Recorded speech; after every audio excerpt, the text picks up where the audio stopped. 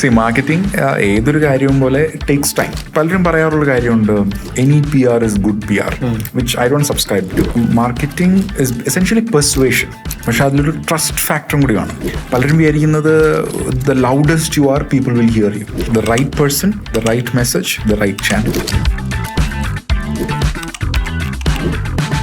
അതുപോലെ ഈ ഇപ്പോൾ സ്റ്റുഡൻസിന് ഭയങ്കര കൺഫ്യൂസിങ് ആയ സ്റ്റേജ് ആയിരിക്കും ഈ ഡിജിറ്റൽ മാർക്കറ്റിനെ പറ്റി ഇനീഷ്യൽ ഡേയ്സ് ആലോചിക്കുമ്പോൾ. അവർ യങ് ആണ്, ബഡിങ് ആണ്, അവർക്ക് കുറേ ഓപ്പർച്യൂണിറ്റീസ് ഉണ്ട്. ഇതിന് നേരെ ഓപ്പോസിറ്റ് സ്പെക്ട്രമാണ് ബിസിനസ് ഓണേഴ്സ്. ഈ ബിസിനസ് ഓണേഴ്സ് ഈ ഡിജിറ്റൽ മാർക്കറ്റിംഗ് വിങ്ങിലേക്ക് ഇറങ്ങുന്ന സമയത്ത് ഇപ്പോൾ എൻട്രി തന്നെ ഒരുപാട് ബിസിനസ് ഓണേഴ്സ് കോഴ്സിനൊക്കെ വേണ്ടി വരാറുണ്ട്. അപ്പോൾ അവർ പറയുന്നൊരു കാര്യം, ഞങ്ങൾക്ക് ഡിജിറ്റൽ മാർക്കറ്റിംഗ് ഇല്ലാതെ തന്നെ കോടികൾ വരുമാനം വരുന്നുണ്ട്, പിന്നെ എന്തിനും ഞാൻ വെറുതെ ഡിജിറ്റൽ മാർക്കറ്റിംഗിലേക്ക് ഇറങ്ങണം. അപ്പൊ അങ്ങനെ ഒരാൾ പറഞ്ഞാൽ എന്ത് പറയും? വളരെ കോമൺ ആയിട്ട് കാണുന്നൊരു കാര്യം. അത് അറിവില്ലായ്മ കൊണ്ടാണ് ശരിയും. പക്ഷെ അവരെ കുറ്റം പറയാനും കാഴ്ചയില്ല. കാരണം ഒരു കംഫർട്ടബിൾ ആയിട്ടിരിക്കുന്ന ഒരു ബിസിനസ്, ഒരു ട്രഡീഷണൽ ബിസിനസ് ലെറ്റ്സ് സേ, അവർ ഒരു ലൈനിൽ പോയിക്കൊണ്ടിരിക്കുന്നു, റവന്യൂ വരുന്നുണ്ട്, എല്ലാം ഓക്കെയാണ്. അപ്പോൾ എന്തുകൊണ്ട് എന്തിനു വേണ്ടി ഇതിലോട്ട് വരണം എന്നുള്ള ക്വസ്റ്റ്യനാണ് അവർക്ക് വരിക. അത് ബേസിക്കലി ഒരു ഫ്രിക്ഷനാണ്. നിങ്ങൾ പണ്ടൊക്കെയാണെന്ന് പറഞ്ഞാൽ ഡിജിറ്റൽ മാർക്കറ്റിങ്ങിലോട്ട് ഇറങ്ങണമെന്നുണ്ടെങ്കിൽ ഒത്തിരി കാര്യങ്ങൾ പഠിക്കണം, ഭയങ്കര ടെക്നിക്കൽ എക്സ്പെർട്ടീസ് വേണം. ഈ പറഞ്ഞ പോലെ ഇ-കൊമേഴ്സ് എന്നുള്ളൊരു, അത് പേര് തന്നെ കേൾക്കുമ്പോൾ നമുക്കൊരു പേടി വന്നു, എന്തോ ഒരു വലിയ സംഭവമാണെന്നുള്ളത് തോന്നും. അങ്ങനെയല്ല എന്നുള്ളതാണ് സത്യം. അപ്പോൾ അവരോട് എനിക്ക് പറയാനുള്ളതെന്ന് വെച്ചാൽ, നിങ്ങൾ ഒരിക്കൽ ട്രൈ ചെയ്യൂ. കാരണം നിങ്ങൾ ചെയ്തില്ല എന്നുണ്ടെങ്കിൽ മറ്റൊരാളത് ചെയ്യും, ഉറപ്പാണ്.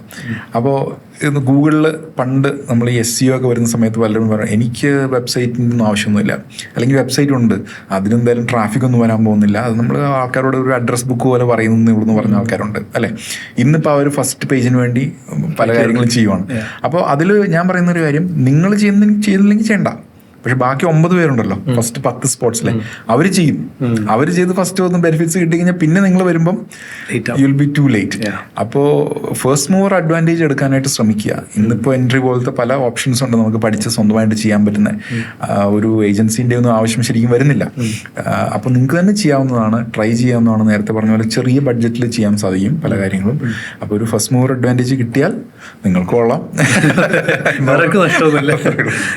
അതുപോലെ ഒരു ബിസിനസ് സ്റ്റാർട്ട് ചെയ്യാണ്, ഈ ഡിജിറ്റൽ മാർക്കറ്റിംഗ് ഫീൽഡിലേക്ക് ഒരു എക്സിസ്റ്റിംഗ് ബിസിനസ് ഇറങ്ങുകയാണെന്ന് വിചാരിക്കാം. So should they hire an agency or ഒരു ഇൻഹൗസ് ടീമിനെ ബിൽഡ് ചെയ്യണോ? പലർക്കുള്ള കൺഫ്യൂഷനാണ് പല ഫൗണ്ടേഴ്സിനുള്ള. That's a good question. പലരും ഇതിന് ഒരു വൺ ആൻസർ ഫോർ എവറിബഡി അങ്ങനെയില്ല, ഇറ്റ് ഡിപ്പെൻസ്. പക്ഷേ എൻ്റെ ഒരു കാഴ്ചപ്പാടിൽ ഏജൻസീസ് ആർ പെയിൻ കില്ലേഴ്സ്. അതായത് നമുക്കൊരു പ്രോബ്ലം ഉണ്ടെന്നുണ്ടെങ്കിൽ agency comes with a lot of experience and expertise. അപ്പോൾ അവരുടെ ആ ഒരു പെയിൻ പോയിന്റ് സോൾവ് ചെയ്യാൻ സാധിക്കും. പക്ഷേ അതിൻ്റെ പ്രോബ്ലം എന്ന് പറഞ്ഞാൽ നമുക്ക് എപ്പോഴും ഒരു സ്കെയിലബിളായിട്ട് നമുക്ക് ഏജൻസീസിനെ കൊണ്ടുപോകാൻ സാധിക്കാറില്ല. ചെയ്യുന്നവരുണ്ട്, പക്ഷെ അതിനേക്കാളും നല്ലത് നമുക്ക് ഒരു ഇൻഹൗസ് ആയിട്ട് ട്രെയിൻ ചെയ്ത് ഒരു ടീമിനെ ഉണ്ടാക്കുക എന്നുള്ളതാണ്. അതിനും അതിൻ്റെതായിട്ടുള്ള പ്രോബ്ലംസ് ഉണ്ട്, റിസ്ക് ഉണ്ട്.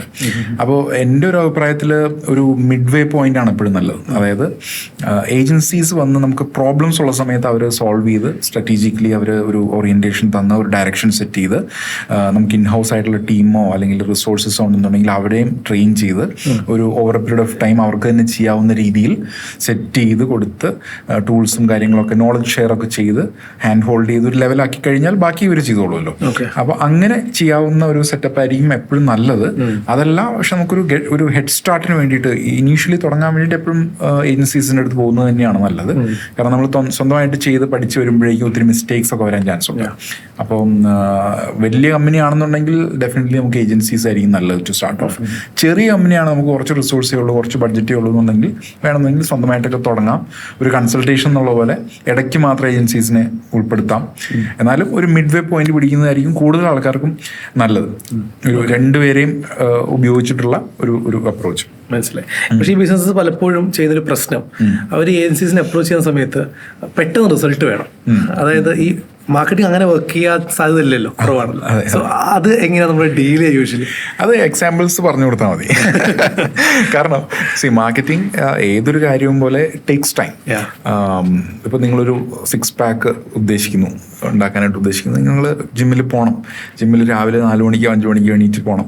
നിങ്ങൾ ഡയറ്റ് ചേഞ്ച് ചെയ്യണം. നിങ്ങൾ ഡെയിലി അവിടെ ഷോ അപ്പ് ചെയ്യണം, കുറച്ച് പെയിനിലൂടെ പോകണം, അവർ പറയുന്ന കാര്യങ്ങൾ നമ്മൾ ഇതുവരെ ചെയ്യാത്ത കാര്യങ്ങൾ ചെയ്യണം, റെസ്ട്രിക്ഷൻസ് വേണം, പാർട്ടിക്ക് പോകാതിരിക്കണം, ആൽക്കഹോൾ കൺസ്യൂം ചെയ്തിരിക്കണം, ഇങ്ങനത്തെ കാര്യങ്ങളുണ്ടാവും. ഇതേപോലെ തന്നെ നിങ്ങൾ ഒരു റീവാമ്പ് അല്ലെങ്കിൽ ഒരു മാർക്കറ്റിംഗ് ക്യാമ്പയിൻ പുതിയതായിട്ട് ലോഞ്ച് ചെയ്യുകയാണെന്നുണ്ടെങ്കിൽ ഒരു ഡെയിലി പ്രോസസ്സാണത്.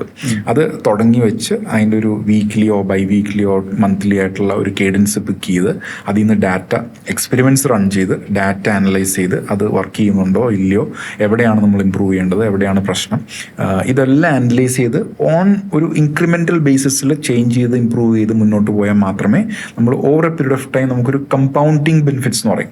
അതായത് ഇന്ന് 1 എന്നുള്ളത് 2 ആവുന്നു, 2 എന്നുള്ളത് 4 ആവുന്നു എന്നുള്ള പറയല്ലോ. ആ ഒരു കമ്പൗണ്ടിങ് വരണമെന്നുണ്ടെങ്കിൽ നിങ്ങൾ ആ ഡെയിലി കേഡൻസ് മീറ്റ് ചെയ്തേ പറ്റുള്ളൂ, ഡെയിലിയോ വീക്ക്ലിയോ വാട്ട് എവർ ഇറ്റ് ഈസ്. അപ്പോൾ അതൊരു ലോങ് ടേം പ്രോസസ്സാണ് എന്ന് കരുതി ഒരു പലരുടെയും പ്രശ്നം ഈ ലോങ് ടേം പ്രോസസ്സ് എന്ന് പറയുമ്പോൾ പ്രശ്നം എന്ന് വെച്ചാൽ ഇതൊരു ഒരു വെയ്ഗ്നെസ് അതിൽ വരുന്നുണ്ട്. പല ഏജൻസീസ് ആയാലും പല ആൾക്കാരായാലും ലോങ് ടേം പ്രോസസ്സാണ് കേട്ടോ എന്ന് ആദ്യം പറയുമ്പം അവരുദ്ദേശിക്കുന്നത് നിങ്ങളുടെ പൈസ കുറേ പോവും, നമുക്കതിൽ ഗ്യാരണ്ടി തരാൻ പറ്റില്ല എന്നാണ് അവരുദ്ദേശിക്കുന്നത്. അവിടെയാണ് ഈ നെഗറ്റീവ് വരുന്നത്. അപ്പോൾ അങ്ങനെയല്ല, ലോങ് ടേം പ്രോസസ്സ് ഈവൻ ഒരു 6 monthsോ ഒരു 1 yearോ ആയിട്ട് ഉള്ളൊരു പ്രോസസ്സാണ് നമ്മൾ പ്ലാൻ ചെയ്തെന്നുണ്ടെങ്കിൽ പോലും അതിന് നമുക്ക് KPIs സെറ്റ് ചെയ്യാം.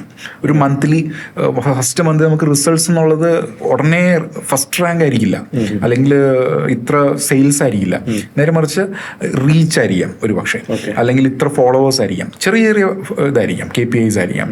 അപ്പോൾ ആ ഒരു രീതിയിൽ സെറ്റ് ചെയ്ത് എന്നാൽ മുന്നോട്ട് പോകുമ്പോഴേക്കും നമുക്ക് വലിയ വലിയ ഗോൾസോ മൈൽ സ്റ്റോൺസോ സെറ്റ് ചെയ്ത് അതും അച്ചീവ് ചെയ്യുന്ന രീതിയിൽ പോയി. അപ്പോൾ എപ്പോഴും പലർക്കും അറിയില്ല ഗോൾസ് എന്താണ്, മൈൽ സ്റ്റോൺ എന്താണ്, KPIs എന്താണെന്നുള്ളത് അറിയില്ല. അപ്പോൾ KPIs എന്ന് പറഞ്ഞാൽ കീ പെർഫോമൻസ് ഇൻഡിക്കേറ്റേഴ്സ് എന്ന് പറയും. വളരെ ക്ലോസ് ആയിട്ടുള്ള നമുക്ക് മോണിറ്റർ ചെയ്യാൻ പറ്റുന്നൊരു കാര്യമാണ്. ഒരു ടീമിനോ ഒരാൾക്കോ ഉള്ള അതാണ് KPI എന്ന് പറയുന്നത്. അതുകൂടാതെ വീക്ക്ലി എന്ന് പറയുന്നത് ഈ പറഞ്ഞ പോലെ മെട്രിക്സ് ആയിരിക്കാം.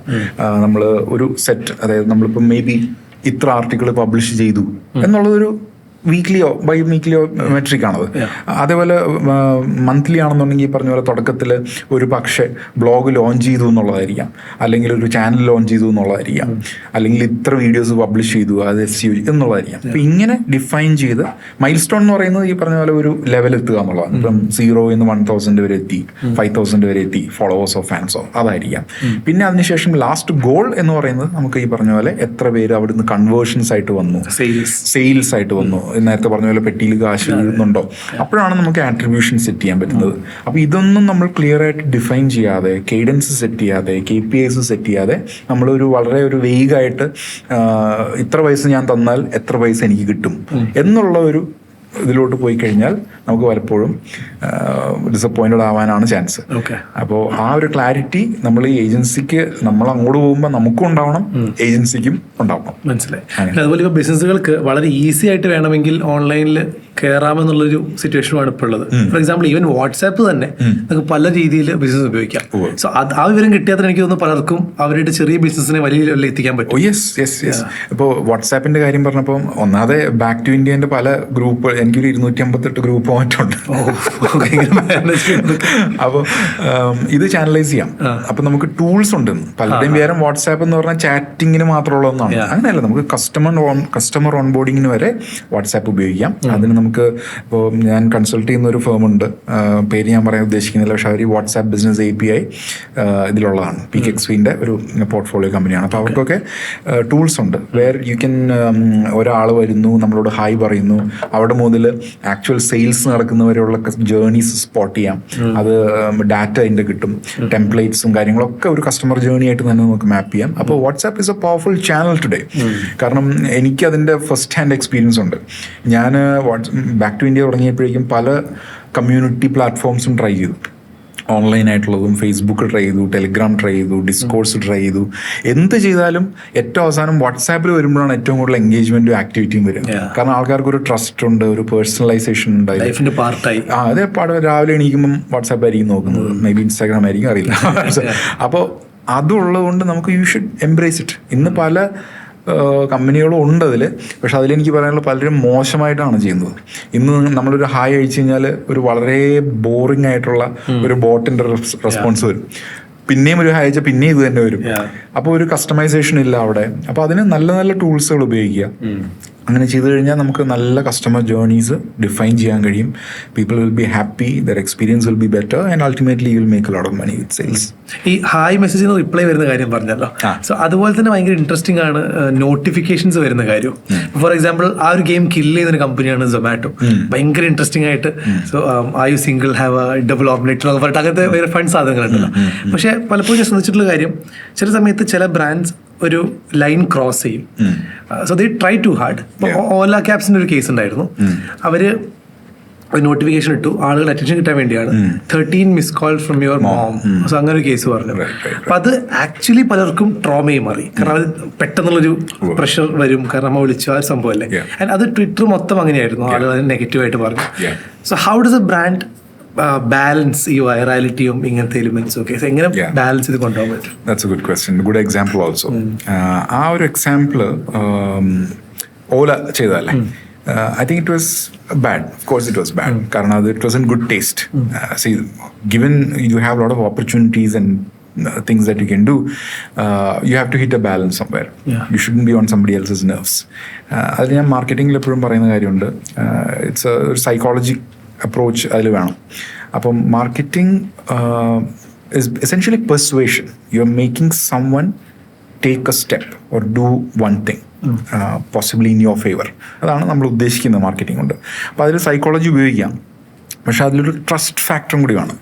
അപ്പോൾ marketing with trust is persuasion, without trust is misleading or whatever else, right? അപ്പോൾ അവിടെ ഒരു പ്രശ്നമുണ്ട്. അപ്പോൾ അതുകൊണ്ട് ബ്രാൻഡ്സിനോട് I would urge that they stay back from such things, because കഴിഞ്ഞ മാസം ഒരു പ്രൊഡക്റ്റിൻ്റെ ഉണ്ടായിരുന്നു, കേട്ടിട്ടുണ്ടോ? ലിങ്ക്ഡിനിൽ ഭയങ്കര വൈറലായിരുന്നു. രണ്ടെണ്ണം ഉണ്ട്. ഒരെണ്ണം നമ്മുടെ ഒരാൾ മരിച്ചു എന്ന് പറഞ്ഞിട്ടൊരു സെലിബ്രിറ്റി passed എന്ന് പറഞ്ഞിട്ടൊരു സംഭവം വന്നിരുന്നു. And then she got back. Then the other one was something similar, which had a lot of negative effect. അതൊരു ഹയറിങ്ങിന്റെ ബേസ് ചെയ്തിട്ട് ഒരു സംഭവമായിരുന്നു. അപ്പൊ അത് ഭയങ്കരമായിട്ട്, അത് പറയാനായിട്ട് ഞാൻ ആഗ്രഹിക്കുന്നില്ല, ഞാൻ പറയുന്നത് നെഗറ്റീവായിട്ട് വന്നു അത്. അപ്പം അവരുദ്ദേശിച്ചത് അതൊരു PR ആംഗിളാണ്, which may have worked in their favor. പക്ഷെ അതൊരു comes in A very bad taste. Eyeballs കിട്ടും, ബട്ട് ഐബോൾസ് പലരും പറയാറുള്ള കാര്യമുണ്ട്, any PR is good PR, which I don't subscribe to personally. ഇപ്പം പ്രത്യേകിച്ച് ഇന്നത്തെ സോഷ്യൽ മീഡിയ സാഹചര്യത്തിൽ അറിയാം, നമ്മൾ എന്ത് ചെയ്താലും, എന്ത് മണ്ടത്തരം പറഞ്ഞാലും, എന്ത് പൊട്ടത്തരം പറഞ്ഞാലും ചിലപ്പം വൈറലായി എന്നിരിക്കാം. അപ്പം അങ്ങനെ ഇരിക്കെ നമ്മൾ എന്തും പറയാമെന്ന് വെച്ച് കഴിഞ്ഞാൽ അത് ശരിയല്ല. പ്രത്യേകിച്ച് ബ്രാൻഡ്സ് ആവുമ്പം ബ്രാൻഡ്സിന് ഒരു ഇമേജ് ഉണ്ടാവും, അല്ലെങ്കിൽ അവർക്ക് they have a particular reputation to hold on to. അപ്പോൾ അതിൽ നിന്നുകൊണ്ട് വേണം ചെയ്യാനായിട്ട്. ഇൻഡിവിജ്വൽസ് ആണെങ്കിൽ may be if you are risk taker you can do it. പക്ഷെ brands has to be little bit careful, കാരണം ഒരു ബാക്ക്ലാഷ് ഉണ്ടായി കഴിഞ്ഞാൽ then you have to do a damage control thing. അപ്പോൾ ഇന്നത്തെ ഒരു സാഹചര്യത്തിൽ ഒരു ചെറിയൊരു കാര്യം മതി, can take off. പലരും നെഗറ്റീവായിട്ടൊക്കെ പറയാൻ എന്ന് കരുതി പേടിക്കേണ്ട ആവശ്യമില്ല. as long as you are solid about what you're trying to do, you can do it. Example പറയുകയാണെങ്കിൽ, ഒരു ഫൺ എക്സാമ്പിൾ പറയുകയാണെങ്കിൽ, ജാഗ്വാറിന്റെ റീബ്രാൻഡിങ് വന്ന സമയത്ത് everybody made fun of them. What is this you are trying to do എന്ന് പറഞ്ഞിട്ട്, logo ശരിയല്ല, അല്ലെങ്കിൽ മൊത്തം തീം ശരിയല്ല എന്ന് പറഞ്ഞിട്ട്. പക്ഷെ they stuck on to it. At the end whether it worked out for them or not അവർക്കേ പറയാൻ കഴിയുള്ളൂ. പക്ഷെ എല്ലാവരും അതിന് റെസ്പോണ്ട് ചെയ്തു എന്നുള്ളതാണ് എനിക്കൊന്ന് മനസ്സിലായത്. 2 ദിവസം കൊണ്ട് ഭയങ്കരമായിട്ടുള്ള ഇത് വന്നു. ഞാൻ ആദ്യം വിചാരിച്ച അതൊരു ഡമ്മി സംഭവം വിചാരിച്ചത്, ആ ഒരു പ്രോട്ടോടൈപ്പോ ഒരു ഡിസൈനറോ മറ്റോ ഉണ്ടാക്കിയത്. ശരിക്കും അവര് തന്നെയാണെന്ന് മനസ്സിലായപ്പോഴേക്കും കുറച്ചൊരു ഇത് വിഷമമായിരുന്നു. ജിയോ ഹോട്ട്സ്റ്റാർ റീസെന്റ് വന്നത്, ഭയങ്കര ഫിലോസഫിയൊക്കെ ഉണ്ടായിരുന്നു. പക്ഷെ അത് ബ്രാൻഡ്സിന്റെ എണ്ണൊക്കെ ജോയിൻ ചെയ്ത് അതിന്റെ ഷാഡോ ഒക്കെ വെച്ചിട്ടുള്ള സംഭവം ഉണ്ടായിരുന്നു. പക്ഷെ then if you have to explain too much, it is a problem. So at the end of the day, what I would suggest is, if you won't say a thing directly to a person, then you better don't do it in marketing also. It probably is going to backfire or is not good. അപ്പോൾ ആ ഒരു common sense ഉപയോഗിച്ചാൽ മതി. പിന്നെ ചില ബ്രാൻഡുകളുണ്ട് വളരെ risk എടുത്ത് വളരെ എഡ്ജി ആയിട്ട് ചെയ്യാവുന്ന ബ്രാൻഡ്സ് ഉണ്ട്. അതിന്റെ പൊസിഷനിങ് അങ്ങനെ ആയതുകൊണ്ട് they can do it, like show the middle finger to the world എന്നുള്ളൊരു രീതിയായിരിക്കും അവർ ചെയ്യുന്നത്. They can do, but most others have to be little careful. അങ്ങനെ ഇതുപോലെ ഈ എല്ലാ ബ്രാൻഡ്സും ഇപ്പോൾ ആളുകളുടെ അടുത്തേക്ക് പുഷ് ചെയ്തുകൊണ്ടിരിക്കുകയാണല്ലോ കോണ്ടന്റ് ഒക്കെ. അപ്പോൾ അതിൻ്റെ ഒരു എഫക്റ്റാണ് ആളുകൾ ഇത് മടുക്കുന്ന ഒരു ഫേസ് വരില്ല ആൾക്കാർക്ക്. Brands are being too pushy. ഇപ്പം ഈവൻ ബാങ്ക്സ് ഒക്കെ traditional spam calls messages emails എല്ലാം ഭയങ്കരമായിട്ട്. സോ അങ്ങനത്തെ ഒരു മാർക്കറ്റിൽ എല്ലാവരും നമ്മുടെ അടുത്തേക്ക് പുഷ് ചെയ്യുന്ന കാലഘട്ടത്തിൽ how do we stand out brands? Good question. Again, when you think, it shouldn't be a rat race, because you know what happens in a rat race, right? Even if you win, you end up being a rat. So അത് വേണ്ട. ഞാൻ പറഞ്ഞത് നമ്മൾ if you are core to your essentials, then people will give you attention. അല്ലാതെ നമ്മൾ fight ചെയ്യേണ്ട ഒരു കാര്യമല്ല. പലരും വിചാരിക്കുന്നത് the loudest you are, people will hear you, അല്ലെങ്കിൽ the bigger you are, people will see you. അങ്ങനെയല്ല. ഇന്നത്തെ ഒരു സിറ്റുവേഷനിൽ ഒരു ബോക്സിംഗ് ഫൈറ്റ് പോലെയാണ്. ബോക്സിങ്ങിൽ the guy who gives maximum punches അല്ല വിൻ ചെയ്യുന്നത്. The guy who stands towards the last by taking the most punches, അവരാണ് വിൻ ചെയ്യുന്നത്. അപ്പോൾ അങ്ങനെ വേണം ബ്രാൻഡ്സ് ഇക്കാലത്ത് ഉണ്ടാവാനായിട്ട്. അതായത് പ്രശ്നങ്ങളുണ്ടെങ്കിലും അല്ലെങ്കിൽ എന്താണെങ്കിലും കൺസിസ്റ്റൻ്റ് ആയിട്ട് ചെയ്യുക. കൺസിസ്റ്റൻ്റ് ആയിട്ട് ചെയ്ത് ലാസ്റ്റ് മാൻ സ്റ്റാൻഡിങ് ആയിട്ട് നിങ്ങളുടെ ബ്രാൻഡ് നിൽക്കാൻ പറ്റുവാണെന്നുണ്ടെങ്കിൽ യു ഹാവ് വൺ. അതിന് എക്സാമ്പിൾസ് ഇപ്പോൾ നമ്മൾ റീൽസിലൊക്കെ കണ്ട് ഇഷ്ടംപോലെ ഉണ്ട്. പലപ്പോഴും നമ്മൾ ചില ആൾക്കാരുടെ റീൽസൊക്കെ കാണുമ്പോൾ ഭയങ്കര തമാശയും, എന്തിനാണ് ഇവർ ചെയ്യുന്നത്, ഈ ചില നാടൻ ഭാഷയിലൊക്കെ പറഞ്ഞ ഈ പൊട്ടംകളി എന്നൊക്കെ പറയുന്ന പോലത്തെ എന്തിനാണ് ചെയ്യുന്നതെന്ന് തോന്നും. പക്ഷേ ഇവർ ഡെയിലി ചെയ്യും. ചെയ്ത് നമ്മൾ കുറേ നാൾ കഴിയുമ്പോൾ നമുക്കും ചിലപ്പോൾ ആസ്വദിച്ച് പോകും. അപ്പൊ ആ ഒരു consistency trumps everything in today's world. അപ്പൊ നത്തിങ് ഈസ് ടു മച്ച്. നിങ്ങളുടെ ട്രൈബ്, ഞാൻ പറഞ്ഞ പോലെ അവർക്ക് എന്താ വേണ്ടതെന്നുള്ളത്, the right person, the right message, the right channel, ഞാൻ പറഞ്ഞ പോലെ ആ 3 കാര്യങ്ങൾ കറക്റ്റായിട്ട് നിങ്ങൾ കൺസിസ്റ്റൻ്റ് ആയിട്ട് ചെയ്യുവാണെന്നുണ്ടെങ്കിൽ even a mediocre campaign can become super hit എന്നുള്ളതാണ് ഞാൻ മനസ്സിലാക്കിയിരിക്കുന്നത്. പക്ഷെ ഇതിൻ്റെ ഉള്ളിൽ എപ്പോഴും നമ്മൾ ആ ഒരു കോർ ഇമോഷൻ ക്യാരി ചെയ്യണം. ഇപ്പം നമ്മൾ പല ബ്രാൻഡിങ്ങിൻ്റെ കാര്യങ്ങൾ നോക്കിയപ്പോൾ അമൂല് വളരെ പെട്ടെന്ന് റിയാക്ട് ചെയ്യുന്ന ഒരു ബ്രാൻഡാണ്. അത് ഇന്നൊരു മീമോ അല്ലെങ്കിൽ എന്തെങ്കിലും ഒരു സംഭവം ഉണ്ടെന്നുണ്ടെങ്കിൽ ഉടനെ തന്നെ അടുത്ത ദിവസം അവരുടെ കാർട്ടൂൺ വരും. വെരി ക്രിയേറ്റീവ്, വളരെ ക്രിയേറ്റീവ്, വളരെ ഹൈ ക്വാളിറ്റി ആയിട്ടും ക്രാസ് ആയിട്ടുള്ളതൊന്നും അല്ല. അപ്പോൾ അതിൽ നമുക്ക് മനസ്സിലാക്കാൻ സാധിക്കുന്ന അവരുടെ ഇമോഷൻ, അവരതിൽ ചീസെന്നോ അല്ലെങ്കിൽ അതൊന്നും പറയുന്നില്ല. ആ ലേഡി അട്ടർലി ഡെലിഷ്യസ് എന്ന് പറയുന്ന പുള്ളിക്കാരിയാണ്. അപ്പോൾ ആ ഒരു എക്സ്പീരിയൻസ് എന്ന് പറയുന്നത് ഒരു കസ്റ്റമറിൻ്റെ ഒരു ഹാപ്പിനെസ് എന്നൊക്കെ വേണമെങ്കിൽ പറയാം. ഇപ്പോൾ കൊക്കോകോള ഈസ് അബൌട്ട് ഹാപ്പിനെസ് എന്ന് പറയുന്ന പോലെ അമൂലും ആ ഒരു ഇമോഷനാണ് കേറ്റർ ചെയ്യുന്നത്. അപ്പോൾ ആ ഒരു മെയിൻ കോർ പിടിച്ചുകൊണ്ട് നമ്മൾ എന്ത് ഫോർമാറ്റ് ചെയ്താലും അത് ക്ലിക്ക് ആവും എന്നുള്ളതാണ്.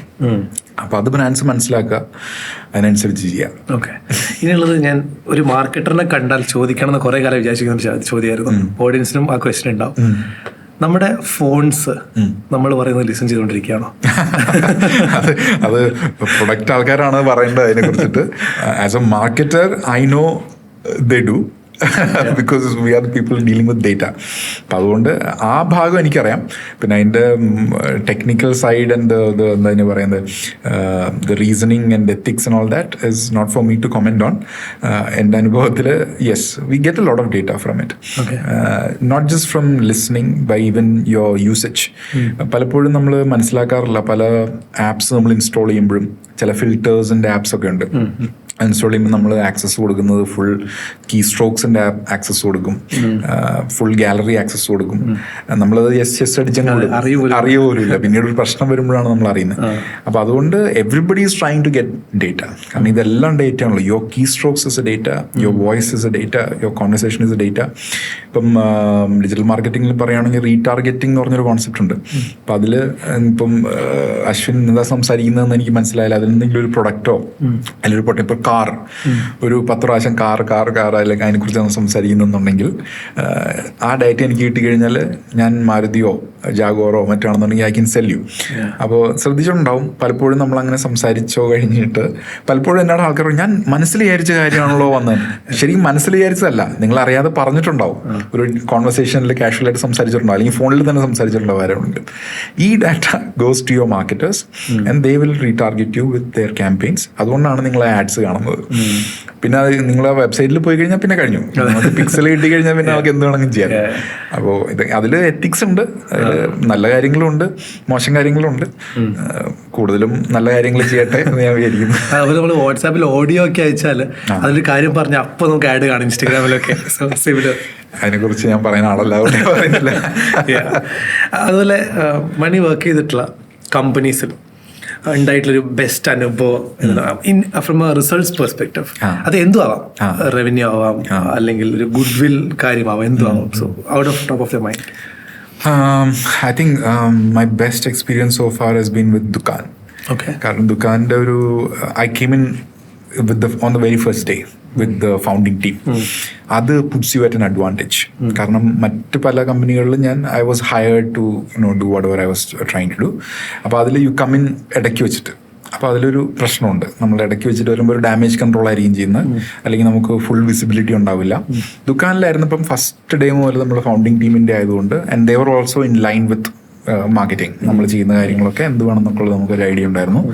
അപ്പോൾ ആദ്യത്തെ ദിവസം മുതൽ നമുക്ക് ഫുൾ ഫോഴ്സ് ആയിട്ട് പോകാൻ പറ്റി. ഇപ്പോൾ കണ്ടന്റ് ആയിരുന്നു നമ്മൾ ഏറ്റവും കൂടുതൽ അതിൽ ലെവറേജ് ചെയ്തിരുന്നത്. കൂടുതലും ടെക്സ്ച്വൽ കണ്ടന്റും ബാക്കിയുള്ള സോഷ്യൽ മീഡിയ കണ്ടന്റും ആയിരുന്നു. അപ്പോൾ അത് ചെയ്ത് വന്നു കഴിഞ്ഞപ്പോഴേക്കും actually I had to eat my own words എന്ന് പറയും. അതായത് I proved myself wrong over the period of time. I explain to you how it is. അതായത് നമ്മൾ തുടങ്ങിയപ്പോഴേക്കും നമ്മുടെ ടാർഗറ്റ് ഓഡിയൻസ് എന്ന് പറയുന്നത് ഈ കിരാന സ്റ്റോർ ഓണേഴ്സ് എന്ന് പറയും ഇന്ത്യയിൽ. അതായത് ഈ തട്ടുകട അല്ലെങ്കിൽ സി ക്ലാസ് കടകൾ നടത്തുന്ന ആൾക്കാർ. അവരൊരു 40+ ആയിട്ടുള്ള ആൾക്കാരായിരിക്കും. കുറേ നാളായിട്ട് ആ കടകൾ നടത്തുന്നതായിരിക്കും. അവർക്ക് ഡിജിറ്റലായിട്ട് പോകേണ്ട ഒരു സമ്മർദ്ദം ഈ കോവിഡിന് ശേഷം വന്നു. അതുകൊണ്ട് അവർ ഇ-കൊമേഴ്സ് പ്ലാറ്റ്ഫോമിലോട്ട് വരുന്നു. അങ്ങനെയാണ് നമ്മൾ മനസ്സിൽ വിചാരിച്ചിരുന്നത് ടാർഗറ്റ് ഓഡിയൻസ്. അപ്പോൾ നമ്മൾ ഇവർക്ക് വേണ്ടിയിട്ടാണ് നമ്മൾ കൂടുതലും ക്യാമ്പയിൻസ് ചെയ്തുകൊണ്ടിരുന്നത്. ഫസ്റ്റ് ദുക്കാൻ്റെ ആഡ്സ് കണ്ടു കഴിഞ്ഞാൽ അറിയാം, അതിലൊരു 40+ ആയിട്ടുള്ള ഒരാൾ ആണ് നമ്മൾ ഫീച്ചർ ചെയ്തിരുന്നത്, ആ ഐഡൻറ്റിഫിക്കേഷൻ കാണിക്കാൻ വേണ്ടിയിട്ട്. പക്ഷേ നമ്മൾ ചെയ്ത് വന്നപ്പോഴേക്കും നമുക്ക് മനസ്സിലായി ഈ ഒരു ടാർഗറ്റ് ഓഡിയൻസിന് ഡിജിറ്റലിലോട്ട് വരാനായിട്ട് അവർക്ക് ഇഷ്ടമുണ്ടായിട്ട് വരുന്നതല്ല, മജ്ബൂരി എന്ന് പറയുന്ന പോലെ വേറെ നിവൃത്തി ഇല്ലാത്തതുകൊണ്ട് വരുന്നതാണ്. അപ്പോൾ അവരത് ചെയ്യുമ്പോൾ അവർക്ക് എപ്പോഴും ഒരു റെസിസ്റ്റൻസ് ആണ്. എപ്പോഴും ഈ ഫോൺ ചെക്ക് ചെയ്യാനും നോട്ടിഫിക്കേഷൻസിനൊന്നും അവർക്ക് താല്പര്യമില്ല. അപ്പോൾ നമ്മൾ മനസ്സിലാക്കിയത് ഈ എല്ലാ ഫാമിലികളിലും ഒരു 20 വയസ്സിനടുത്തുള്ള ഒരു പയ്യനുണ്ടാവും, ഒരു കോളേജിൽ പോകുന്ന പയ്യനോ ഒരു ടീനേജ് ആയിട്ടുള്ള പയ്യനുണ്ടാവും. ഇവർ ഇൻസ്റ്റാഗ്രാമിൽ കിടന്ന് കളിക്കുന്നതുകൊണ്ട് ഇവർക്ക് ഈ ആപ്പ് ഓപ്പറേറ്റ് ചെയ്യാനും ഓൺബോർഡ് ചെയ്യാനും ഒക്കെ വളരെ എളുപ്പമായിരിക്കും. അപ്പോൾ നമുക്ക് ഈ നമുക്ക് ഒത്തിരി പേരെടുന്ന് പുഷ് ബാക്സ് കിട്ടി. ദുക്കാൻ എന്തൊക്കെ പറഞ്ഞാലും അവർ നോക്കാം, ഇന്ന് നോക്കാം, നാളെ നോക്കാം എന്നൊക്കെ പറഞ്ഞിട്ട് പിന്നീടത്തേക്ക് വയ്ക്കും. അപ്പോൾ നമ്മൾ ഈ ഒരു ടാർഗറ്റ് ഓഡിയൻസിൽ നിന്ന് മാറ്റി ഞങ്ങൾ ഈ യങ് ആയിട്ടുള്ള ടാർഗറ്റ് ഓഡിയൻസുമായിട്ട് കണക്ട് ചെയ്യാനായിട്ട് ശ്രമിച്ചു, പല ക്യാമ്പയിൻസ് വഴിയും പല സോഷ്യൽ മീഡിയ ക്യാമ്പയിൻസ് വഴിയും. അപ്പോൾ മനസ്സിലായെന്ന് വെച്ചാൽ ഇവർ പെട്ടെന്ന് തന്നെ ഓൺബോർഡ് ചെയ്യും എന്നുള്ളത്. അപ്പോൾ അതുകൊണ്ട് നമ്മൾ പ്രൊഡക്ട്സും അതേപോലെ തന്നെ, അല്ലെങ്കിൽ സ്റ്റോഴ്സ് നമ്മൾ ക്രിയേറ്റ് ചെയ്യുന്നത് നമ്മൾ അതേപോലെ മാറ്റി. യങ് ആയിട്ടുള്ള കോളേജിൽ പോകുന്ന കുട്ടികളാണ് ഈ പറഞ്ഞ പോലെ, അവർക്ക് ഈ ഓൺടർപ്രണർഷിപ്പ് അല്ലെങ്കിൽ ഓൺടർപ്രണർ സ്കിൽസ് ഉള്ള കുട്ടികളുണ്ട്. ഈ സ്ക്രഞ്ചീസ് വിൽക്കുന്ന, ത്രിഫ്റ്റ് സ്റ്റോർ ഉണ്ടാക്കുന്ന. അപ്പോൾ അവർക്ക് എളുപ്പമാണ് ഓൺബോർഡ് ആവാൻ. കാരണം അവർ ഇൻസ്റ്റാഗ്രാമിൽ ഓൾറെഡി ഒരു സ്റ്റോർ ഉണ്ടാവും, അതിലവർ ഈ പ്രൈസ് പ്ലീസ് എന്ന് പറഞ്ഞ് പലരും കമന്റ് ചെയ്യുന്നുണ്ടാവും. അതൊരു പെയിൻ പോയിന്റ് ആണ്. അപ്പോൾ ഞങ്ങൾ അത് മാത്രം സോൾവ് ചെയ്തു. ബാക്കി കാര്യങ്ങളൊക്കെ പിന്നീട് പറയാമെന്ന് വെച്ചിട്ട് അത് മാത്രം സോൾവ് ചെയ്തു. Come to Dukaan and will help you with your Instagram store എന്നുള്ളൊരു പിച്ച് കൊടുത്തിട്ട് അവർ ഓൺബോർഡ് ചെയ്തു. That took flight like anything. അതായത് മറ്റേ ആൾക്കാരെ നമ്മളൊരു 2 വർഷമായിട്ട് നമ്മൾ ടാർഗറ്റ് ചെയ്ത് കൺവിൻസ് ചെയ്യാൻ ശ്രമിച്ചിട്ട് നടക്കാത്ത കാര്യം ഇവരുമായിട്ടൊരു 6 months ഞങ്ങൾ കമ്മ്യൂണിക്കേറ്റ് ചെയ്യുമ്പോഴേക്കും പെട്ടെന്ന് നമുക്ക് ചെയ്യാൻ പറ്റി. That took us a lot of flight. പിന്നെ ആ ഒരു ടാർഗറ്റ് ഓഡിയൻസിൽ ഈ പറഞ്ഞ പോലെ കോളേജിലും ഒക്കെ ആയതുകൊണ്ട് അവർക്ക് റെഫറൽസ് ഇഷ്ടം പോലെ വരും. അപ്പോൾ മറ്റതുപോലെ അല്ല. മറ്റത് ചിലപ്പം ഞാനൊരു ബിസിനസ് ചെയ്യുന്നുണ്ടെങ്കിൽ ഞാൻ ചിലപ്പോൾ പറഞ്ഞു പോലും കൊടുക്കില്ല വേറൊരാൾക്ക് ഞാൻ ഈ പ്ലാറ്റ്ഫോമാണ് ഉപയോഗിക്കുന്നത് എന്നുള്ളത്. മറ്റവരങ്ങനെയല്ല, അവർ ആ പ്ലാറ്റ്ഫോം എല്ലാവരോടും പറയും. അവർ ചിലപ്പോൾ പോയിട്ട് വെബ്സൈറ്റ് ഉണ്ടാക്കും. അപ്പോൾ അങ്ങനെ ഞങ്ങൾക്ക് ഭയങ്കരമായിട്ടുള്ള ഒരു റെഫറൽ ഫ്ലൈറ്റും കിട്ടി അവിടുന്ന്. അപ്പോൾ that was A good learning. I mean, when we started Dukaan, we didn't think that this would be our primary target audience, which will give us most flight. പക്ഷേ like I said, I proved myself wrong, but in a good way. അതാണ് മാർക്കറ്റിംഗിന്റെ fun part. That is a fun part of marketing. Data can always prove you wrong. ഈ പറഞ്ഞ student groups തന്നെ ഉണ്ടല്ലോ, അപ്പൊ അവരൊക്കെ ഭയങ്കര AI-ലൊക്കെ ഭയങ്കര കംഫർട്ടബിൾ ആണ്, ബിക്കോസ് മൊബൈൽ ഫസ്റ്റ് ആയിട്ട് വന്നതുകൊണ്ട് തന്നെ. അപ്പോൾ അവരെപ്പോഴും constantly searching for AI tools മാർക്കറ്റിൽ. സോ അങ്ങനെ do you have any tools in mind that you can tell the generation? My first go to tool is obviously ChatGPT. പക്ഷേ ഞാൻ അത് പറയുമ്പോഴേക്കും പലരും വിചാരിക്കും ഫ്രീ വേർഷൻ ആണല്ല. ഫ്രീ വേർഷൻ അല്ല. I would urge everybody to go for the paid version. കാരണം എന്താ വെച്ച് കഴിഞ്ഞാൽ അത് നിങ്ങൾ $20 കൊടുക്കുകയാണെന്നുണ്ടെങ്കിൽ പോലും അതും ഫ്രീ വേർഷനും തമ്മിൽ എന്താ പറയുക, ആനയും ഉറുമ്പും തമ്മിലുള്ള വ്യത്യാസം എന്നൊക്കെ പറയുന്ന പോലത്തെ വ്യത്യാസമുണ്ട്. Because the potential is huge. അതൊന്ന്. രണ്ട്, ഒത്തിരി വീഡിയോ എഡിറ്റിംഗ് എഡിറ്റിംഗ് ആപ്സ് ഉണ്ട്. ഞാൻ സോഷ്യൽ മീഡിയയിൽ റീൽസ് ഒക്കെ ചെയ്യുന്നതുകൊണ്ട്, ഷോർട്സ് ചെയ്യുന്നതുകൊണ്ട് എഡിറ്റിംഗ് എനിക്കൊരു പ്രശ്നമാണ്. അപ്പോൾ അതിന് നമ്മൾ പണ്ട് പ്രീമിയർ ഒക്കെ ഉപയോഗിച്ച് കട്ട് ചെയ്ത് കോപ്പി പേസ്റ്റ് ഒക്കെ ചെയ്ത് വരുമ്പോഴേക്കും ഒത്തിരി ബുദ്ധിമുട്ടാണ്. ഇന്നിപ്പോൾ നമ്മൾ AI ടൂൾസ് ഉണ്ട് where it will automatically detect the silences in your talk, automatically delete that part off, automatic transitions, automatic text to subtitles, text alla voice to subtitles. ഇതെല്ലാം ഒരു 5 മിനിറ്റിനുള്ളിൽ ചെയ്തു തരും ഒരു ചെറിയ വീഡിയോയ്ക്ക്. അപ്പോൾ അങ്ങനത്തെ ടൂൾസ് ഉണ്ട്. അത് പേരുകൾ പറയാനായിട്ട് submagic.co എന്ന് പറഞ്ഞിട്ടൊരു വെബ്സൈറ്റ് ഉണ്ട്. പിന്നെ ഒമ്നി ക്ലിപ്പ് എന്ന് പറഞ്ഞിട്ടുണ്ട്. ക്യാപ്ഷൻസ് ഉണ്ട്. ഈവൻ VN എഡിറ്ററിലും കുറച്ചൊക്കെ ഇതുണ്ട്. അപ്പൊ പല every new app is coming out. Then HeyGen is an amazing tool, lot of people are using HeyGen. എനിക്ക് അത്ര ഒരു ഇതുവരെ may be because of my lack of training എനിക്ക് അത്ര ഒരു ഔട്ട്പുട്ട് കിട്ടിയിട്ടില്ല അതിൽ നിന്ന്. പക്ഷെ അതിലും എനിക്ക് തോന്നുന്നു ഒത്തിരി പേര് ചെയ്യുന്നുണ്ട് where you can actually get almost real like output. നിങ്ങളുടെ തന്നെ ഒരു ഇമേജിനെ നിങ്ങൾക്ക് ക്രിയേറ്റ് ചെയ്യാൻ പറ്റും, അവതാർ എന്ന് പറയുന്ന രീതിയിൽ. അപ്പം ഇങ്ങനത്തെ ടൂൾസുകളാണ് ഞാൻ ട്രൈ ചെയ്യുന്നത്. I keep trying all of these things. പക്ഷേ തിങ് ഈസ് സംടൈംസ് പല ടൂൾസും ഒരു ChatGPT റാപ്പർ ആയിരിക്കും, അണ്ടർലൈങ് ChatGPT ആയിരിക്കും, അല്ലെങ്കിൽ അതിൻ്റെ API ആയിരിക്കും ഉപയോഗിക്കുന്നത്. അപ്പോൾ at the end of the day, if you learn how to use ChatGPT, നേരത്തെ പറഞ്ഞ പ്രോംപ്റ്റിംഗ് പഠിച്ചു കഴിഞ്ഞാൽ പല ടൂൾസും നമ്മൾ സെപ്പറേറ്റ് ആയിട്ട് വാങ്ങിക്കണ്ട. You can actually do it within ChatGPT. Even imagery and video to text or all these content idea generation, writing articles, everything can be done within ChatGPT. So yeah. So അതിലേക്ക് I think add ചെയ്യാൻ പറ്റിയൊരു tool ആയിരിക്കും level labs. വോയിസിന്റെ ഇപ്പൊ ഞാൻ agent try out ചെയ്തിട്ട് എന്റെ ഒരു clone build ചെയ്തോണ്ടിരിക്കുന്നുണ്ട്. Next videos ഇടുമ്പോൾ ഞാനായിരിക്കും. ഇംഗ്ലീഷിലായിരിക്കും. ആൻഡ് ഗുഡ് തിങ് ഈസ് ഇപ്പൊ ഏജന്റിലൊക്കെ നമുക്ക് മൾട്ടിപ്പിൾ ലാംഗ്വേജസിൽ പറയാം. തമിഴിലുള്ള വീഡിയോ ഒക്കെ എന്നെ കാണിച്ചു. ലിപ്സിംഗ് ഒക്കെ ഭയങ്കര കറക്റ്റ് ആയിട്ട് വരുന്നുണ്ട്. അത്രയ്ക്ക് ഡെവലപ്ഡ് ആയിപ്പോയി. ഇത് happened over the last 1 year. Next ഒരു 2 years 3 years എന്തായിരിക്കും ഒന്ന് ആലോചിച്ച് നോക്ക്. ഒരു പ്രോംപ്റ്റ് കൊടുത്തു കഴിഞ്ഞാൽ ചിലപ്പോൾ നമ്മുടെ full video with B-roll and edits and everything. Waiting for it. DeepSeek use ചെയ്തിട്ടുണ്ടായിരുന്നോ? എന്ത് തോന്നുന്നു? ഡീപ് സീക്ക് ഞാൻ ഫസ്റ്റ് ദിവസം തന്നെ യൂസ് ചെയ്തു. എൻ്റെ പേഴ്സണൽ അഭിപ്രായം it is better than ChatGPT in some ways, in the sense that it's very aggressive in the way it fetches data, accuracy a lot more. ChatGPT കുറച്ചൊക്കെ ഒന്ന് fake ഒക്കെ ചെയ്യും, കയ്യിലില്ലാത്ത സാധനമൊക്കെ കയ്യിൽ നിന്നിടും എന്നൊക്കെ പറയുന്ന പോലത്തെ ഒരവസ്ഥയുണ്ട്. ഡീപ് സീക്ക് കുറച്ചും കൂടി ആക്യുറേറ്റ് ആണ്. പക്ഷെ അതിനകത്ത് വേറെയും കുറേ പ്രശ്നങ്ങൾ ഞാൻ കണ്ടു. അതായത് അതിൻ്റെ ഒരു ജനറിക് ആയിട്ടുള്ളൊരു ഫോർമാറ്റ്, പിന്നെ ഒരു ഇംഗ്ലീഷിൻ്റെ ഒരു ആക്യുറസി, ഗ്രാമറിൻ്റെ ഒരു പ്രശ്നം, അങ്ങനെ കുറേ ഇഷ്യൂസ് ഉണ്ട്. പിന്നെ ഒരു ഡാറ്റ എവിടുന്നും എങ്ങനെയും പിക്ക് ചെയ്യും, അതൊരു എത്തിക്കൽ part of it is also kind of, I would say, questionable. അപ്പോൾ അങ്ങനെ വന്നപ്പോഴേക്കും I personally wouldn't prefer it. I might use it for maybe one-off cases. പക്ഷേ ഒരു സേഫ് ആയിട്ട് എനിക്ക് തോന്നിയിട്ടില്ല. I could be wrong. I mean, I'm not a person who can comment on data privacy and all that. There are experts who can. പക്ഷെ എനിക്ക് അതിൻ്റെ ഒരു overall vibe എന്നൊക്കെ വേണമെങ്കിൽ പറയാം. I felt like it is very aggressive and it might go into a dangerous path. ChatGPT also might. ഇപ്പം കണ്ടുകൊണ്ടിരിക്കുന്നവരായിരിക്കും ഇയാള് ChatGPTൻ്റെ ആളാണ്. അങ്ങനെയല്ല, എൻ്റെ എക്സ്പീരിയൻസ് ആണ്. നാളെ ചിലപ്പോൾ ഞാൻ മാറ്റി പറഞ്ഞിരിക്കാം. എക്സ്പീരിയൻസ് അത്രയേ ഉള്ളൂ. പക്ഷെ one thing I love what they did is they democratise the whole thing, which is free ആയിട്ട് കൊടുത്തു എന്നുള്ളത്.